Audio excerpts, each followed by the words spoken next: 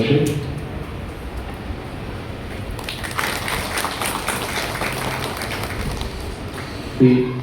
સ્વાગત કરશે।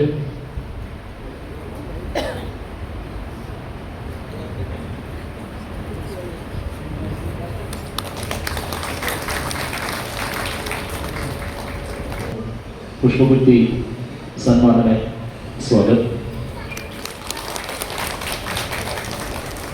गुरु ब्रह्मा गुरु विष्णु गुरु देवो महेश्वर गुरु साक्षात् परब्रह्म तस्मै श्री गुरुदेव नमः। આપણે લેવા પટેલ સમાજનો હાર્દિક સ્વાગત છે। આપ લોકો અહીંયા પધાર્યા છે। માર્ગ બોલવાનો વિષય નથી, છતાં આશીર્વચન આપી દો।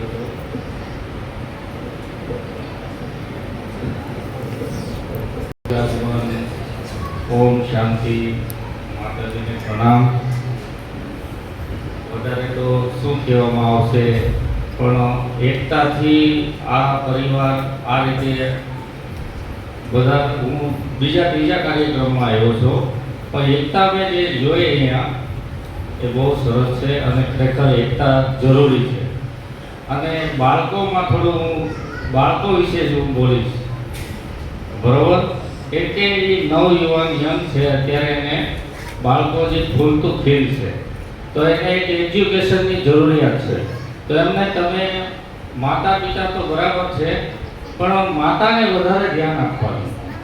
કેમ કે પિતાજી તો શું છે કે એના બિઝનેસ ધંધામાં જાય છે, તો શિક્ષણ ઉપર થોડું વધારે ધ્યાન બાળકો આપે એવું મારી ભાવના છે બધા પ્રત્યે। અને એકતાથી પરિવારની સાથે રહેવું એ પણ જરૂરિયાત છે। જય માતાજી, જય સરદાર।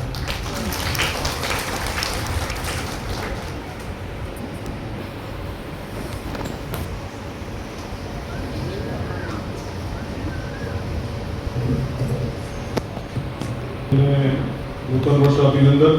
નવા વર્ષની આપને ખૂબ ખૂબ શુભકામના।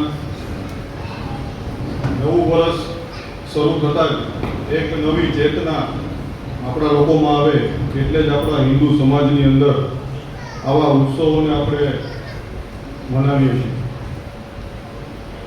આજનો કાર્યક્રમ આપણા સમાજના જે વિદ્યાર્થીઓ જે હોશિયાર છે એમને પારસોટી કરવાનું છે। હમણાં આપણા સંતશ્રીએ પણ આપણને આશીર્વચન આપ્યા। તો આજનો જે મારો વિષય છે એ સમાજને લગતો છે।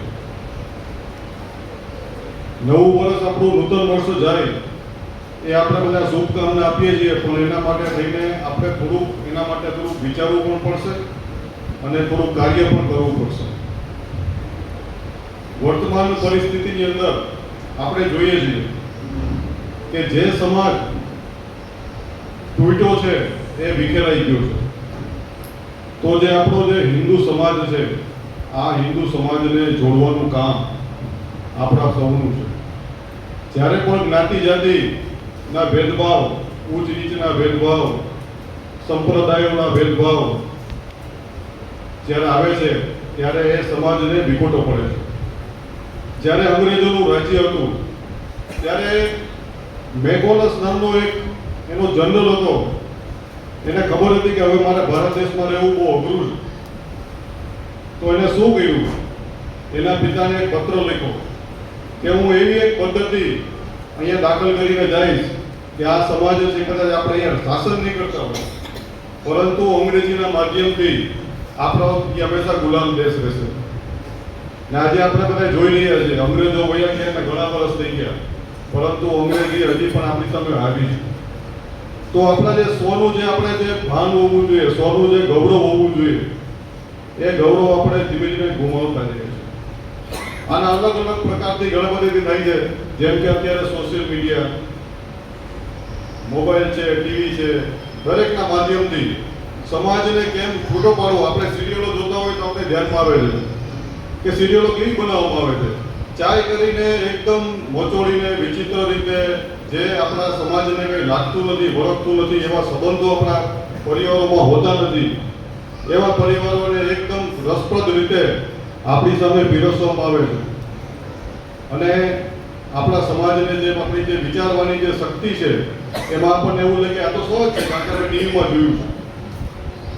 તો આના માટે થઈને જે સમાજ આપણાથી દૂર છે આ સમાજને આપણે નજીક લઈ આવવાનો પ્રયત્ન આપણે સૌ પોતાના આચરણથી કરવો પડશે, આપણા વ્યવહારથી કરવો પડશે. પહેલાં એક હતું કે એક ગામ, એક સ્મશાન, એક મંદિર, આ જે નિયમ હતો, એક કૂવો. તો દરેક સમાજ છે એ આપણો છે. આવો ભાવ પ્રગટ ફરીથી આપણે કરવો પડશે. તો પેલો વિષય છે સામાજિક સમરસતા, એટલે સમાજનો દરેક વર્ગ એ વર્ગ આપણો છે અને આપણે એક સાથે રહેવાનું છે. બીજો એક વિષય, આ જે હું વિષય કહું છું, જે સંઘ છે એ ખૂબ વિચારીને જે સંઘને 100 વર્ષ જે પૂર્ણ થયા છે એની શતાબ્દીના ઉજવણી રૂપે આખું વર્ષ આખા દેશમાં ચલાવવાનું છે. એટલે પેલો જે વિજયાદશમીનો ઉત્સવ હમણાં ટૂંક સમય પહેલા જ થઈ ગયો, આખા દેશની અંદર એકદમ વિરાટ સ્વરૂપમાં છે. બીજો કાર્યક્રમ અત્યારે જે હવે ડિસેમ્બરથી શરૂ થવાનો છે, 14 ડિસેમ્બરથી 4 જાન્યુઆરી, આ 20 દિવસ વ્યાપક ઘર સંપર્ક, એટલે સમાજના દરેક પરિવારની અંદર જઈને સ્વયંસેવકો આ જે હું આજે તમને વાત કરવાનું છે પંચ પરિવર્તનની, આ વાત એના ઘરે જઈને કરશે. તો એવી શું આવશ્યકતા પડી ગઈ કે સંઘની આટલી મોટી શક્તિ, જે વિશ્વનું સૌથી મોટું સ્વયંસેવી સંગઠન છે, આ સંગઠને આ કાર્ય લેવું પડ્યું. તો એનો પહેલો વિષય હતો સામાજિક સમરસતા. તો સમાજનો દરેક વર્ગ એ વર્ગ આપણો છે. શા માટે જરૂર પડે છે? કારણ કે આજે એક કોઈ જ્ઞાતિની કોઈ સમાજની પરિસ્થિતિ ખરાબ હોય તો એની ચિંતા દરેક સમાજે કરવી પડે. હમણાં જ એક એવો ઉદાહરણ બન્યું કે એક ગામની અંદર એક નાનો સમાજ હતો, એની દીકરી એક વિધર્મી લઈ ગયો, બરાબર. તો નાનો સમાજ હતો, સાંભળે કોણ? 5 જણા છે તો કોઈ સાંભળે પણ નહીં. તો એના સમાજના દરેક જ્ઞાતિ આગેવાનોએ નક્કી કર્યું કે આનું આપણે કંઈક કરવું જોઈએ, અને સમાજના દરેક લોકો સાથે મળીને એ દીકરીની પોલીસ ફરિયાદ કરવા ગયા. 24 કલાકની અંદર એ દીકરી પરત આવી ગઈ. જો એ એક સમાજ હોત તો શું થાય? તો આવા જે લવ જેહાદના કેસો થાય છે એની અંદર પણ સમાજે એક રહેવાની જરૂર છે. બીજો વિષય છે કુટુંબ પ્રબોધન. તો કુટુંબની અંદર ધીમે ધીમે વિઘટતા આવતી જાય છે, સમાજ ધીમે ધીમે છૂટો પડતો જાય છે.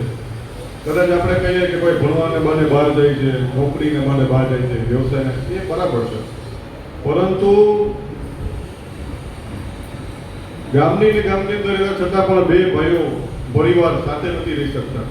તો એના માટે પણ ઘણી અંશે આપણે ખુદ જ જવાબદાર છીએ, બરાબર. તો એના માટે શું કરી શકીએ આપણે, એનો પણ વિચાર હવે આપણે કરવો પડશે. તો એના માટે પરિવારની અંદર આપણું જે શાસ્ત્ર છે, આપણું જે સંસ્કૃતિ છે, આ સંસ્કૃતિની વાતચીત એ આપણા પરિવારની અંદર કરવી જોઈએ. આપણે જે આપણો જે ધર્મ છે, આ ધર્મની વાત કરવી જોઈએ. એનું ગૌરવ આપણા પરિવારની અંદર હોવું જોઈએ. અને એક અભિયાન અત્યારે દરેક સંપ્રદાયની અંદર ચાલે છે કે એક દિવસ સમૂહ કીર્તન કરવાનું, એટલે સમૂહ પૂજા કરવાની અને સમૂહ ભોજન કરવાનું. આજ આપણે જોઈએ છે કોઈ વ્યવસાયને કારણે થઈને, કોઈ કામકાજને કારણે આખો પરિવાર સાથે બેસીને જમી નથી શકતો. તો એવો પ્રયત્ન કરીએ કે અઠવાડિયામાં એક વખત આપણે સૌ સાથે બેસીને જમીએ. પોતાના ઘરની અંદર પણ આપણું જે હિન્દુ ઘર લાગવું જોઈએ. તો આપણે બધાને ખબર છે, હમણાં દિવાળી ગઈ તો આપણે બધા સ્વસ્તિક લગાવીએ, ઓમ લગાવીએ, લાભસૂપ લગાવીએ, તુલસીનો કાંઈ ક્યારો આપણા આંગણે હોય. તો આવા નાના નાના પ્રયોગથી આપણા બાળકોનું સંસ્કારનું સિંચન આપણે હવે કરવું પડશે. તો આ જે કુટુંબ પ્રબોધન છે, આવા જે વિષયો છે, એને પણ આપણે સમાજને આપણા પરિવારની અંદર આપણા દ્વારા શરૂ થાય એવો પણ એક પ્રયત્ન આપણે કરવો પડશે. બીજો વિષય છે પર્યાવરણ. વર્તમાન પરિસ્થિતિમાં આખું વિશ્વ આ પર્યાવરણની પાછળ ચિંતિત છે. તો એનું કારણ શું છે? Global warming. આપણે ખબર પડી કે દિવાળી ઉપર પણ વરસાદ થાય, બરાબર. આપણે સાતમ આઠમમાં જોયું, નવરાત્રિમાં જોયું, અને હવે દિવાળીમાં કાલે જોઈ લીધું, બરાબર. તો આનું કારણ શું? ગરમી પડે ત્યારે ગરમી એકદમ પડે, ઠંડી પડે ત્યારે ઠંડી પડે, વરસાદ પડે તો બેસુમાર પડે. તો જે ગ્લોબલ વોર્મિંગનો જે પ્રશ્ન છે, પર્યાવરણનો વિષય છે, આ ધીમે ધીમે કરતા વિકાસ સ્વરૂપ ધારણ કરી રહ્યો છે. એના માટે આપણે શું કરી શકીએ, તો એના માટે પ્રયત્ન કરવાની જરૂર છે. ને એ પ્રયત્ન આપણાથી આપણે શરૂ કરવાનો છે. આપણે વૃક્ષો વાવીએ, આપણા દીકરાનો જન્મદિવસ હોય, દીકરીનો જન્મદિવસ હોય, એનું નામ આપીએ એ વૃક્ષને, અને ખાલી વાવાથી નહીં, એને આપણે જતન પણ કરવાની જવાબદારી આપણે લેવી જોઈએ. એવા ઘણા બધા ગામો છે કે જેની અંદર એનું જતન કરવાની જવાબદારી, અને કોઈ દીકરીના લગ્ન થાય તો લગ્ન નિમિત્તે 50 ઝાડવા 100 ઝાડવા વાવવા, આવું કરતા અમુક ગામો એકદમ લીલાછમ થઈ ગયા છે. તો આવો પણ પ્રયત્ન કરી શકીએ. બીજું છે પાણીનો બચાવ. પાણી તો આપણી પાસે પુષ્કળ આવે છે, પણ જ્યારે અમારી પાસે માર્ચ એપ્રિલ મહિનો આવે તો બધા કે પાણી ખલાસ થઈ ગયું, બરાબર, અને પાણી નથી, એકાત્રે પાણી દેવું પડે, ને આવો બધો વિષયો ચાલે છે. તો એના માટે આપણે શું કરી શકીએ? તો પાણીનો મર્યાદિત ઉપયોગ. આપણે ભગવાને દીધું છે એટલે એમ નહીં કે વાપરી જ નાખવું. ઓલું આપણે ઘરે એસી હોય અને જો આપણે સોલાર તો હોય તો કેવું હાચવીને વાપરીએ, કોઈ ખોટું નથી વાપરવું, બિલ આવશે. પણ જો સોલાર નાખી લીધું એટલે એમ થાય કે હવે તો મન પડે વાપરીએ, કારણ કે હવે બિલ તો આવવાનું નથી. તો આવી ભાવના પ્રગટાવી છતાં એ આપણી રાષ્ટ્રીય સંપત્તિ, બરાબર. આપણે જેટલી જરૂરિયાત હોય એટલી જરૂરિયાત અને મર્યાદિતમાં એનો ઉપયોગ કરીએ તો આપણે પર્યાવરણનું જતન કરી શકીશું. બીજો સૌથી મોટો માથાનો દુખાવો હોય પર્યાવરણમાં તો આ પ્લાસ્ટિક છે, બરાબર. એમાં જે 0 માઇક્રોન પ્લાસ્ટિક જે આછું જે આપણે શાક બકાલાવાળા લોકો ને જે ફૂલવાળાને બધા જે દે છે, એવું જે પ્લાસ્ટિક છે, એ પ્લાસ્ટિક સૌથી મોટું દૂષણ છે. કેટલા બધા વર્ષો સુધી એનો નાશ થતો નથી. તો આપણે પહેલાના જમાનામાં આપણે ખબર છે, ઘરેથી જતો તો કપડાની થેલી લઈ જતા, બરાબર. થેલી લઈને શાક લેવા જતા, ભેગા ગયા હોય તો થેલી હોય જ, બરાબર. તો એની પણ આપણે શરૂઆત કરવી પડશે, અને સામેથી કહેવાનું કે મારે નથી જોતી, મને આમ જ થયું. તો આવા નાના પ્રયત્નોથી જેમાં ધીમે ધીમે કરતા આટલું મોટું સ્વરૂપ ધારણ કર્યું છે, એનો પ્રયત્ન આપણે ધીમે કરતા વળી પાછો આપણે નીચો લઈ આવવાનો છે. તો આવા નાના પ્રયોગથી, જેમ કે આપણો લગ્ન પ્રસંગ હોય, કોઈ આવું ફંક્શન હોય, તો પ્લાસ્ટિકનો ઉપયોગ ક્યાંય નહીં કરીએ આપણે. આવું પણ આપણે નક્કી કરવું પડે. સાથે ત્રીજો વિષય, ચોથો વિષય છે સ્વદેશી. તો સ્વદેશી લઈએ એટલે આપણા મનમાં આવે કે ભાઈ આપણા દેશમાં બનતી વસ્તુ, બરાબર. અત્યારે આપણા વડાપ્રધાન શ્રી છે એ ખૂબ આગ્રહ રાખે છે કે ભાઈ બી ઇન્ડિયન બાય ઇન્ડિયન. જાપાનનું સૂત્ર તો આ વર્ષો ત્યારે, એટલા માટે થઈને એ સૌથી મોટો અત્યારે ઇકોનોમિકલ ધરાવતો અને આગળ પડતો દેશ છે. તો આપણે ભારતીય છીએ અને ભારતીય સામાન ખરીદવાનો આપણે આગ્રહ રાખીએ. બીજું કે જે વસ્તુ આપણે અહીંયાથી ખરીદશું એનો લાભ આપણને જ થશે. અને હમણાં તો બહુ થયેલું છે ઓનલાઈન મગાવવાનું, એમેઝોનમાંથી મગાવીએ ને ફ્લિપકાર્ટમાંથી મગાવીએ, આ બધી વિદેશી કંપનીઓ, બરાબર. તમારા ને મારા પૈસા આપણા ખિસ્સામાંથી બધા વિદેશમાં જાય છે, અને લોકો ગર્વ અનુભવે. કોકને બતાવે તો કે મેં તો આ બધી ફ્લિપકાર્ટમાંથી લીધું, કેવું સરસ છે, બહુ સરસ છે. પણ આપણે શું થયું ભાઈ? તો કાંઈ નહીં. એક હમણાં એટલા માટે થઈને આપણી જે ખરીદી છે એ આપણે લોકલ કરીએ. હમણાં લોકલ ટુ વોકલ હમણાં ચાલ્યું છે ને, તે લોકલ ખરીદી કરવાની.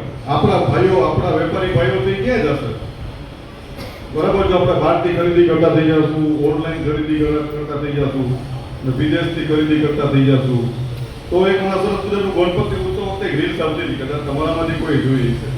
ગણપતિના ઉત્સવનો ફાળો લેવા માટે થઈને લોકો ગયા, એટલે ઓલાએ કીધું દુકાનદારે કે ભાઈ, ઓલા ભાઈએ કીધું કે ભાઈ 500 રૂપિયા નહીં, આ વખતે તો 1000 રૂપિયા લખાવો, મોટે પાયે કરવાનું છે. એટલે વેપારીએ કીધું કે હા લખી લે, વાંધો નહીં. મેં લખવા ગયો ને તેના હાથમાં મોબાઈલ જોયો, એટલે મોબાઈલને કીધું મોબાઈલ ક્યાંથી લીધો? તો કીધું મેં એમેઝોનમાંથી મગાવ્યો. ઓકે, વાહ, કે તમે આ શર્ટે બહુ સરસ લીધો, આ ક્યાંથી લીધો? તો જે ફ્લિપકાર્ટમાંથી લીધો. વાહ. તો કે હવે કે તમે અહીંયા રસીદ ફાળો નહીં, કેન્સલ કરી નાખ્યું, કે એમેઝોન વાળાને કહેજો કે તમને ફાળો મોકલો, બરાબર. એટલે એને એમ થઈ ગયું કે હવે તમે જો તમને એમેઝોનમાંથી ફાળો નહીં આવે તો તમારો પ્રસંગ તો થશે નહીં, ગણપતિ પૂજાનો થશે નહીં, ગણપતિનો ઉત્સવ તમે ઉજવી લેશો, કારણ કે તમારી પાસે ફંડ જ નહીં હોય. ઓલાની લાઈન મનમાં થઈ કે આ તો ખોટું થઈ ગયું. પછી એને માફી માંગી કે ના, એને કીધું કે લ્યો આ 1000 રૂપિયા જે તમે ગણપતિ ઉત્સવ કરો ને એની બધી વસ્તુ તમે આપણા લોકલ લોકો પાસેથી ખરીદો. તો આવો ભાવ, લોકલ વસ્તુ ખરીદવાનો આગ્રહ. અને આ વખતે આપણે આંકડા પણ આવ્યા છે દિવાળી ઉપરના કે બહુ મોટી પ્રમાણની અંદર લોકોએ લોકલ ખરીદી કરી છે. તો એ પણ એક બહુ સારી વસ્તુ છે. બીજું એ કે આપણા આચરણમાં હોવું જોઈએ. આપણી ભાષા ભાષા સ્વદેશી એટલે ખાલી ફક્ત ખરીદી કરવાથી પૂરું નથી થતું, પણ આપણી ભાષા પણ સ્વદેશી હોવી જોઈએ. માની લો કે અંગ્રેજી બોલવાનો ફેશન છે, એટલે અંગ્રેજી કોક બોલે તો આપણે થાય કે ઓ ભણેલો લાગે, હે એવું કંઈ હોતું નથી. એ એક ભાષા છે, એની જેટલી જરૂરિયાત છે એટલે આપણે વાપરીએ, પરંતુ આપણા પરિવારની અંદર, આપણા વ્યવસાયમાં, આપણી જગ્યા ઉપર, આપણા કોઈ કાર્યક્રમની અંદર અંગ્રેજી બોલવાની જરૂર નથી.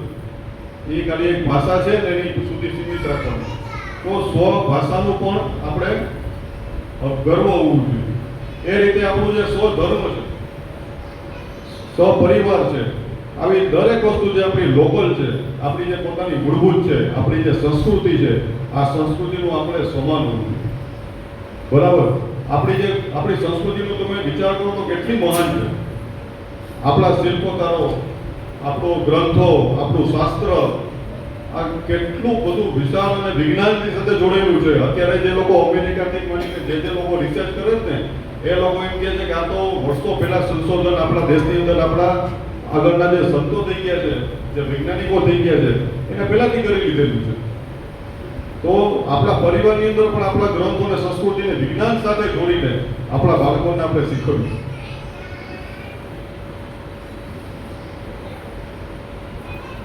અને આપણા આચરણની અંદર પણ આપણા વસ્તુને લઈ આવીએ.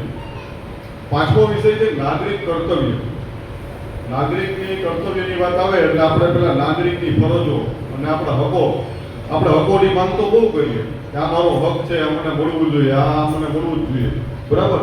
કંઈક પણ આવે તો કે આ તો મારો હક છે, આ તો મને મળવું જ જોઈએ. તો આપણા જે હકો છે એની સામે આપણા બંધારણની અંદર આપણા દેશ પ્રત્યે આપણી ફરજો પણ એટલી છે. તો આ ફરજો આપણે કઈ રીતે પૂરી કરી શકીએ?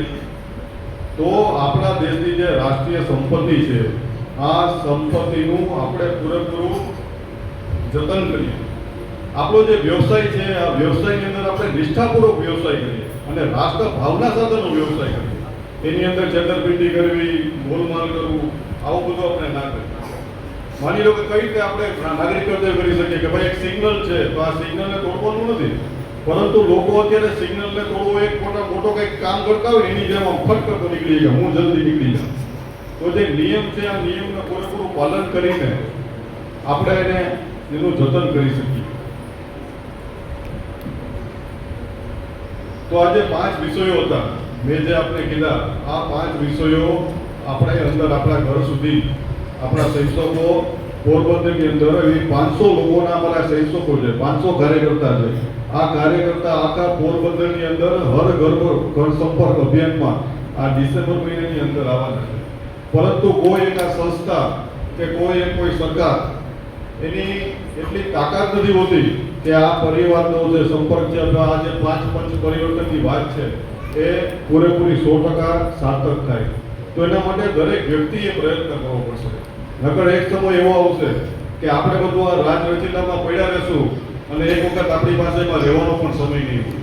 એવા દેશની અંદર વિશ્વની અંદર આપણે ઘણા બધા ઉદાહરણ જોઈએ છીએ કે ભાઈ એક અફઘાનિસ્તાન હતું, ધીમે ધીમે તાલિબાનો આવ્યો અને અફઘાનિસ્તાનનો જે રાજા રજવાડા હતા બધા વહી ગયા.